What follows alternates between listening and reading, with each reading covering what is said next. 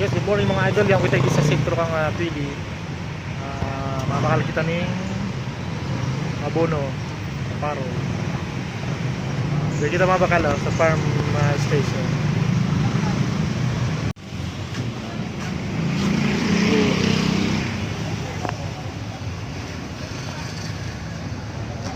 Ayan, mga abono.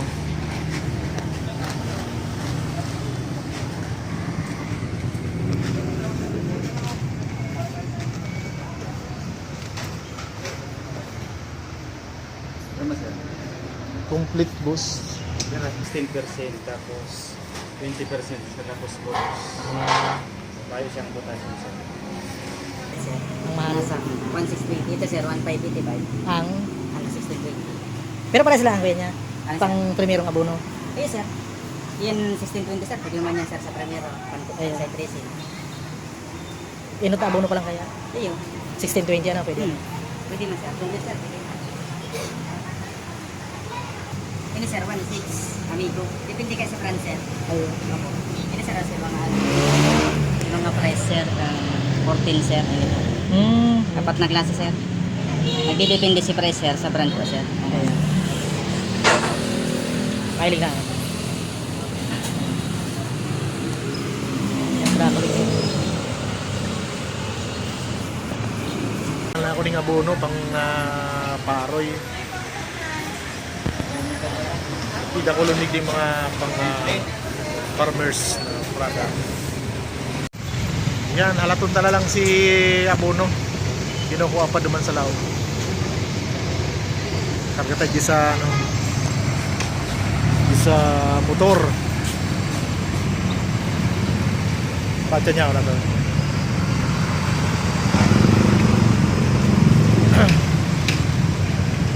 Para maabuno na si Parita.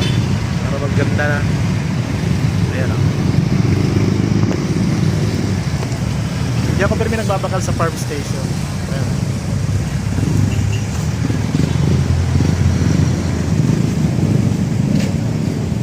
Gabos na mga pang-spray, mga fertilizer, wegi. Gilang yung sentro kapit. Let's go! Ayan na, nakakarga na sa motor yan sa likod. Dahil masyadong hiling tarataw pa na yan.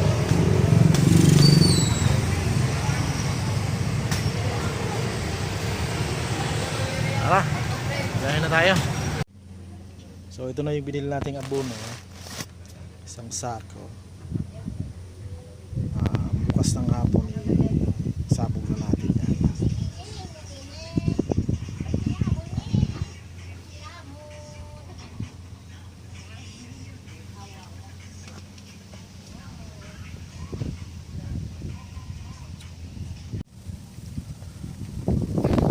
Bisitahin natin yung ating kasabugan ng abono bukas. Punta natin. Malapit lang naman to sa bahay. Ano lang to? Yan yung bahay namin.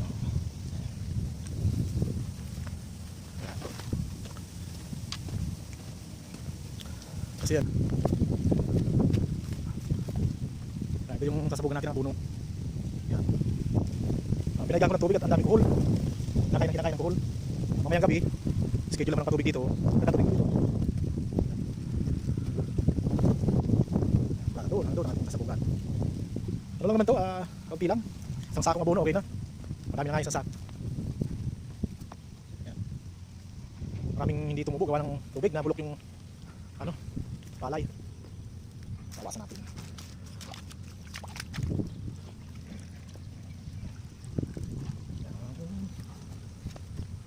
Ito ang ating abonuhan bukas. Pag sinipag-sipag mamayang hapon, magandang naman yan sa may puno yun. Yan, may puno. Yan. Sa may puno yan, kabila niyan ay doon sa kabila sa kapitbahay namin. Okay, maganda doon. Yan. Nakakuha natin bukas. Pagkakagaling ko sa trabaho, dito ako dumidiretso. Yan. Matanggal lang ano to ng stress. Hindi naman. Araw-araw ko yung binibisita. Ayan o. Kasi malapit lang sa bahay. Kaya pag wala akong ginagawa doon sa bahay, buburyong tayo, dito tayo magtatambay. Ay ang trabaho naman natin ay panggabi. Kaya sa umaga, marami pa tayong nagagawa. Anong pwedeng gawin dyan. Minsan nakakauwi naman tayo ng maaga, mga alas 7, alas 8.